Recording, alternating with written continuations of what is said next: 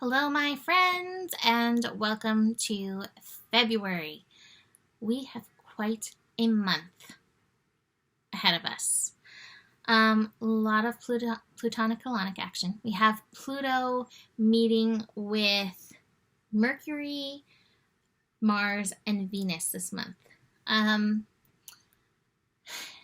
Anytime Pluto meets with a planet, it can bring up the shadow energy. It can bring up the challenges. It can bring up the places where we're feeling puny in regards to this planet. So with Mercury conjunct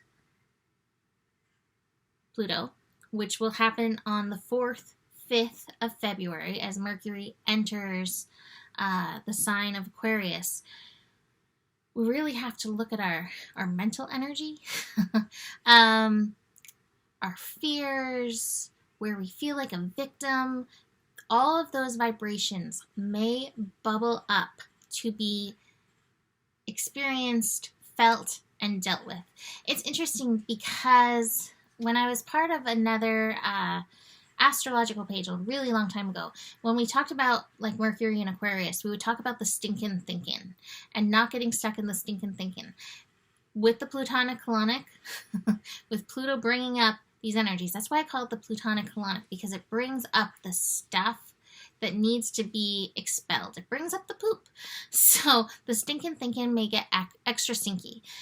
If you feel good on the 4th and the 5th as you go through this energy, awesome. Your thoughts are working for you. You have one consciousness. If you are challenged, which many of us will be, that's also okay. This is coming up to show you where you need to do the work. So just keep that in mind. Don't be yelling at yourself for the stinking thinking. Address the stink. Get in there with your vinegar, get in there with your essential oils, and get in there with your self-love. And get in there. A lot of times my stinking thinking really is around fear stuff. Being tender with where you have worries and fears, and gentle with that energy, by the way. But also remembering in the whole scheme of things that you're always going to be okay. Even when you're not okay, it's okay, you know? Yeah. Okay, so we move on from that with the Sun and Uranus building to a square on the 8th. And that's going to be in the dark of the moon. And again, this may bring up some of that stinking thinking. It may bring up some of those challenges, some of those areas where you're feeling stuck. So be aware of that. But come the 9th, I love this. I've been giving everybody in their year ahead readings their dragon support animal for this year of the dragon. So on the 9th, we have a new moon in Aquarius helping align our good vibrations. And here is our collective dragon. The dusty pink dragon from Andromeda prepares all your chakras to embody higher love. Yes, I did start singing that song in my head when I pulled this card. Bring me a higher love. Accept and radiate higher love. Touch each other. Touches others. Don't touch each other unless, consensual. Touches others with its flame. And I think that's a beautiful energy for this year of Pluto and Aquarius, shifting our vibrations, bringing in a higher love. Oh, look, there are musical notes. This dragon is also singing, bring me into a higher love. I know that's not how the song goes, but that's how we're changing it for this new moon dragon. Bring me into my higher love. So he's like got Jiminy Cricket here too, like when you wish upon a star. So that is our dragon for the new moon in Aquarius on the 9th. Now they're going to say that like Chinese New Year is the 10th, because when it's the 9th over here, it is the 10th over there, and that is okay. So the 9th and 10th, Chinese New Year, year of the dragon. Here we go. Prepares us for the next little bit. Thank you, phone. On the 12th, we have Mars moving into Aquarius. And on the 13th, we will have Mars and Pluto conjunct. This one's a little bit more intense because Mars can get super aggro, activated, frustrated, and Pluto is just going to like bring on the dander, right? Like just rise those energies. Be aware of your inner volcanoes on the 12th, on the 13th, with Mars moving into Aquarius, because you may feel some rage and frustrations. Pluto can pull us into issues around our power, and Mars wants to exert that power. Ugh. As I was looking at that week, I was like, come on in, Pink Dragon. We're going to need your help, because that energy has some intensity. On the 16th, we have Venus moving to Aquarius, and the 17th, we'll have Venus and Pluto conjunct. And so again, different vibe, but I would say this week may be challenging for relationships, as the yin and the yang both feel their puniness, and want to stand up in their power. As they connect with this Pluto energy, you may feel challenged in any relationship this week, especially as Venus and Pluto align. That being said, there is a beautiful side to it. So one of my best friends has their Pluto in Scorpio with my Venus in Scorpio. They are conjunct. It is 4 degrees and they are conjunct. And we have one of the most empowering relationships I know, because we trust each other enough where we can share where we see the other being in a puny state, where they can step up into their power, or vice versa, where, maybe going overboard. And so keep that in mind, that this energy can be so empowering if you're willing to look at the shadows. And it takes a lot of maturity to be able to look at those things honestly. So there is some power in that, but just watch, because you may be feeling a little triggered by that. We have the sun moving into, I wrote Aquarius, but it's actually Pisces. Pisces on the 18th. Welcome, Pisces, our final sign of the astrological year. So we have Chinese New Year. This is the beginning of winding up our astrological year. Sun in Pisces brings us to a more esoteric, watery, emotional energy. So prepare to get your inner waters on.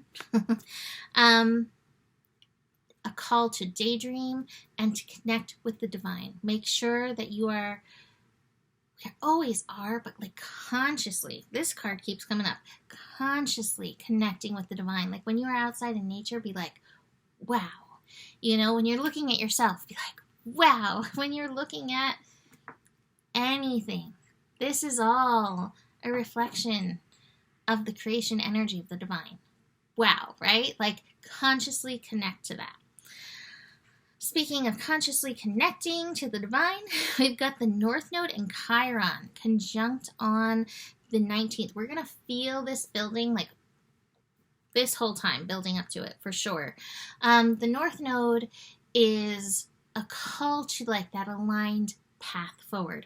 And Chiron is healing. Chiron in Aries is helping us heal through the layers of ourselves to bring forth our most authentic self. Now, at the same time, the South Node is also going to be pulling. You might notice some repeating patterns where you don't necessarily choose yourself. But this is a call to choose yourself. This is a call to heal the layers of yourself, knowing that who you are, again, you are divinely created, here for a reason, and the earth needs your frequency. The earth needs who you are. So that's a powerful little combo on the 19th.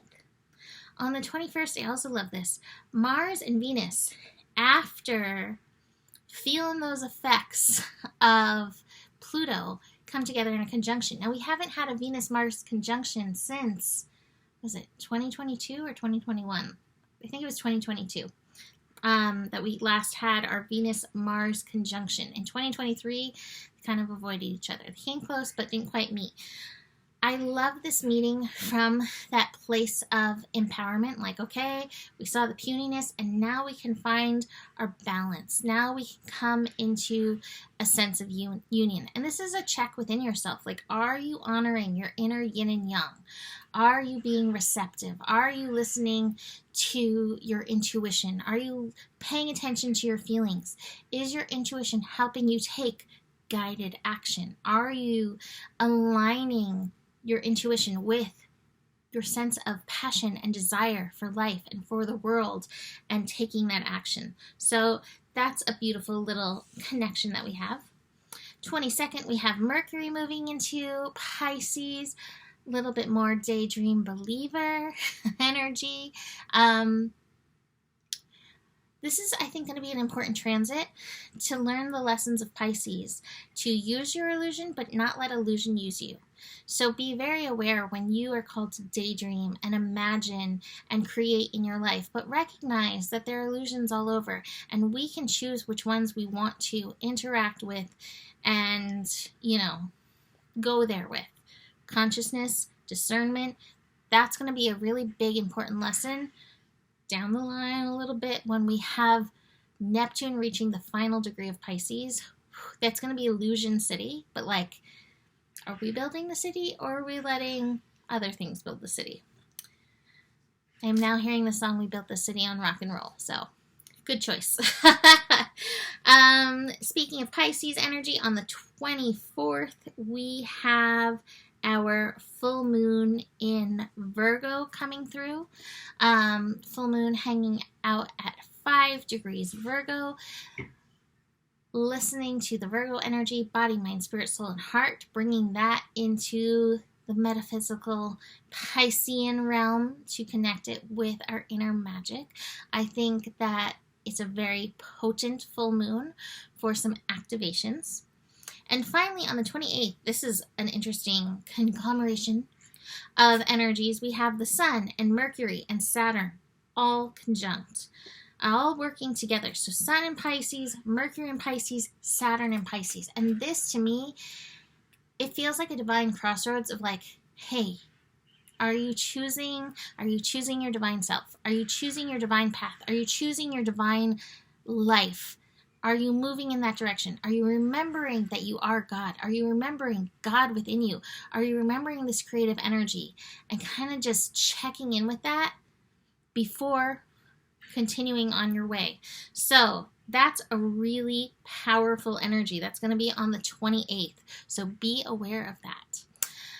That is it for February. You can always check in, book a reading if you would like to dig into any of these energies or any of your chart. Email me if you have any desire to do that. And besides that, have a beautiful February. Namaste.